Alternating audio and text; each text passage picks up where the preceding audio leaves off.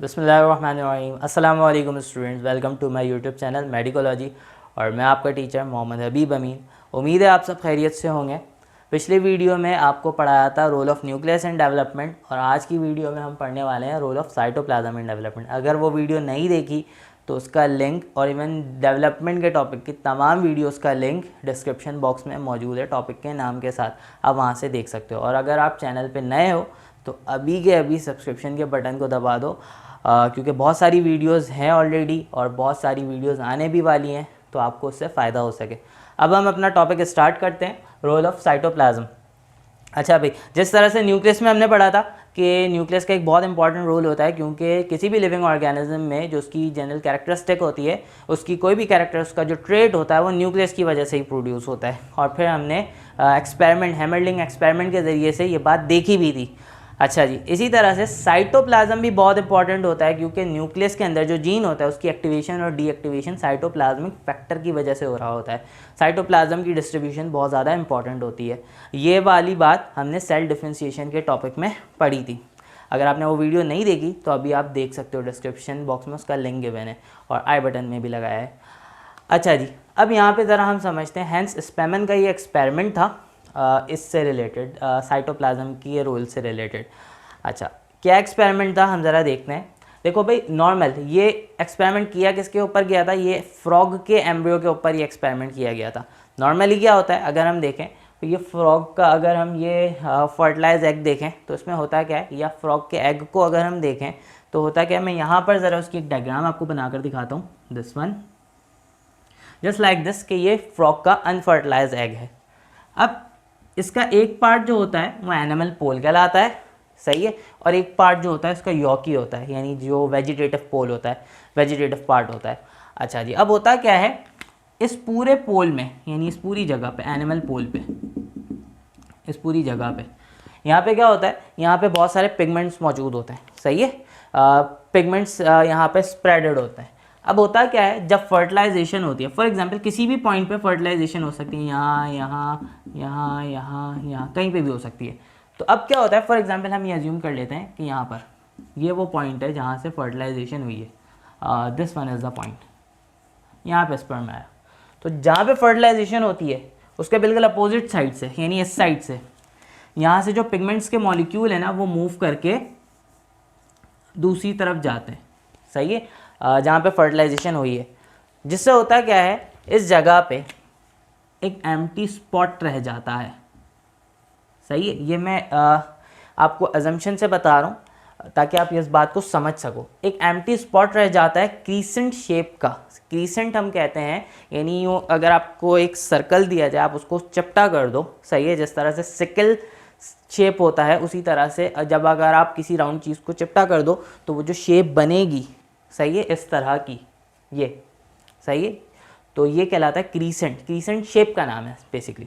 होता क्या है, यहाँ पर एक एम्प्टी स्पेस रह जाता है जिसको हम कहते हैं ग्रे क्रीसेंट, सही है। अच्छा, अब ये ग्रे क्रीसेंट, वैसे तो एम्प्टी का मतलब है यहाँ पे पिगमेंट यहाँ से सारे मूव करके आगे चले गए, सही है, जिसकी वजह से हम इसको एम्प्टी कह रहे हैं, वरना ये एम्प्टी नहीं है, यहाँ पे साइटोप्लाज्म मौजूद है, सही है। अच्छा, अब क्या होता है, ये कहलाता है ग्रे क्रीसेंट। यहाँ पर हम देख सकते हैं, यहाँ पर मैंने प्रॉपर डायग्राम बनाई है। ये तो आपको जस्ट समझाने के लिए बताया था कि भाई इधर से स्पर्म फर्टिलाइज हो गया, वरना वो किसी भी पॉइंट ऑफ फर्टिलाइजेशन कुछ भी हो सकता है, लेकिन जस्ट आपको समझ में आ जाए इस वजह से मैंने ये डायग्राम बनाई थी। अच्छा, अब ज़रा इस डायग्राम पे देखना, सही है, इसको भूल जाओ, इसको भूल जाओ, ये वाली डायग्राम को हमने गौर करना है। हुआ क्या, ये हमारे पास फर्टिलाइज एग है। इस फर्टिलाइज एग में देखो, ये है एनिमल पोल, ये वेजिटेटिव पोल, यानी ये इसका यॉक है, और ये ग्रे क्रीसेंट है, सही है। ग्रे क्रीसेंट आपको समझ में आ गया अब अच्छी तरह से कि क्या है। अच्छा, अब क्या होगा, अब हैंस स्पैमन ने एक्सपेरिमेंट किया। देखो भाई, जब ज़ाइगोट होता है ना, तो वो क्लीवेज, यानी उस पर डेवलपमेंट होती है, सेल डिवीजन होती है, हमें आप पता है कि क्लीवेज होगी, यानी ये। अच्छा, अब क्या होगा, जब क्लीवेज होगी तो क्या होता है, जो ग्रे क्रीसेंट है, जब सेल डिवाइड होता है तो ये भी इक्वली डिवाइड हो रहा होता है। तो हैंस स्पैमन ने क्या किया, पहले इसने क्या किया, जब ये क्लीवेज की फॉर्मेशन हुई, इस जाइगोट को इस तरीके से डिवाइड किया कि ये जो दो सेल डिवाइड हो रहे थे इनको काट दिया बीच में से। कैसे काटा, ये जो काटने की जो टेक्निक होती है ना, ये माइक्रो डाइसेक्शन कहलाती है, सही, ये कहलाती है माइक्रो डाइसेक्शन, जिसमें किया जाता है किसी भी बारीक ऑब्जेक्ट से। इसने हेंस स्पैमन ने क्या किया था, ह्यूमन हेयर के ज़रिए से, सही है, ह्यूमन हेयर जो एक बहुत थिन थ्रेड जैसा मटेरियल होता है उसके ज़रिए से इसने क्या किया था, ये जो क्लीवेज हो रही थी इसको इतना केयरफुली काट दिया कि ये सेल जो है 2 हिस्सों में स्प्लिट हो गया, 2 हिस्सों में बढ़ गया। इस तरह के 2 हिस्सों में बढ़ गया कि दोनों सेल में बिल्कुल इक्वल अमाउंट आया ग्रे क्रीसेंट का, सही है। उसने जब ये देखा और उसके बाद जब उसने ऑब्जर्व किया कि दो जो सेल उसने अलग अलग डिवाइड कर दिए थे उन दोनों ही सेल से एक नॉर्मल टेडपोल लार्वा प्रोड्यूस हो गया। वरना नॉर्मली क्या होता है, नॉर्मली होता है ये कि ये एक जाइगोट बना और इसी में डेवलपमेंट होगी, इसी में डिफरेंशिएशन होगी और एक ही टेडपोल लार्वा बनना था, सही है। लेकिन इसने क्या किया था, उसने क्योंकि इस जाइगोट को एट डेवलपिंग स्टेज, क्लीवेज के ही स्टेज में जब 2 सेल बन रहे थे उसी वक्त 2 हिस्सों में काटा बिल्कुल केयरफुली कि 2 इक्वल हाफ्स हो गए। किस सेंस में इक्वल हाफ्स हो गए कि दोनों सेल में इक्वल अमाउंट ग्रे क्रीसेंट का चला गया, तो जिससे क्या हुआ, 2 टेडपोल लार्वा बन गए, सही है। अच्छा, दूसरा एक्सपेरिमेंट उसने किया, दूसरा एक्सपेरिमेंट उसने ये किया कि जब ये डिवाइड हो रहा था तो इसने क्या किया, इस तरीके से सेल को काटा कि एक तरफ ग्रे क्रीसेंट का सारा अमाउंट चला गया और दूसरी तरफ कुछ भी नहीं आया, सही है। जब दूसरी तरफ कुछ भी नहीं आया तो जब दोनों सेल सेपरेट हुए तो जिस तरफ ग्रे क्रीसेंट का अमाउंट गया था वहाँ से उस सेल से टेडपोल लार्वा प्रोड्यूस हो गया, लेकिन जहाँ पे ग्रे क्रीसेंट का ज़रा सा भी अमाउंट नहीं गया था वो अनडिफरेंशिएटेड रह गया सेल, सही है। वो सेल डिवाइड तो हुआ लेकिन सेल में डिफरेंशिएशन नहीं हो सकी, सही है, सेल में डिफरेंशिएशन नहीं हो सकी। अच्छा, अब ज़रा सेल डिफरेंशिएशन वाली बात को याद करो, सही है, उस बात को याद करो जिसमें मैंने आपको बताया था कि जो सेल होता है जस्ट लाइक दिस, सही है। अच्छा, अब क्या होता है कि सेल के अलग अलग रीजन है। जब जाइगोट डिवाइड होता है तो हर रीजन का सेल अलग तरह से एक्टिवेट हो जाता है, सही है, हर रीजन में। यानी जस्ट लाइक दिस कि ये जो जाइगोट का मास था, इस रीजन में कुछ सेल ऐसे बने जिसमें कुछ क्रोमोसोम एक्टिवेट हो गए, कुछ डीएक्टिवेट रहे, सही। इस रीजन में कुछ एक्टिवेट हुए, कुछ डीएक्टिवेट हो गए।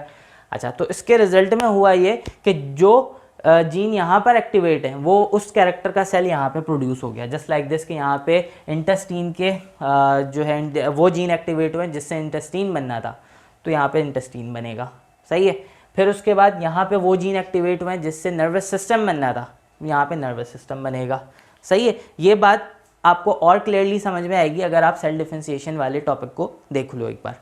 अच्छा, अब क्या होगा, अब यहाँ से इस बात को ज़रा देखो, यहाँ पे हुआ ये कि देखो न्यूक्लियस दोनों में आया था, न्यूक्लियस दोनों में आया था, लेकिन साइटोप्लाज्म की डिस्ट्रीब्यूशन अनइक्वल हुई थी, सही है। तो एक में न्यूक्लियस डिफरेंशिएट हो गया, दूसरे में नहीं हो सका, क्योंकि उस न्यूक्लियस को डिफरेंशिएट करवाने के लिए जो इम्पॉर्टेंट थिंग चाहिए थी, साइटोप्लाज्म, वो इधर मौजूद थी लेकिन यहाँ पे मौजूद नहीं था, सही है, क्योंकि ग्रे क्रीसेंट साइटोप्लाज्म का ही पार्ट है ना।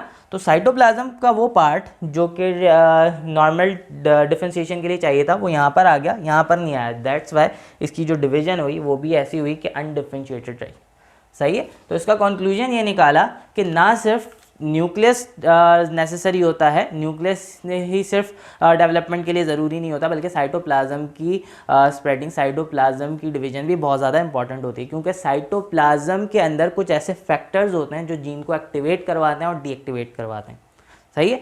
होपफुली आपको ये बात समझ में आ गई होगी, ये टॉपिक, ये लेक्चर आज का समझ में आया होगा। अगर समझ में आ गया तो वीडियो को लाइक ज़रूर करना, चैनल को सब्सक्राइब करना। थैंक यू सो मच, मिलते हैं अगली वीडियो में। अल्लाह हाफ़िज़।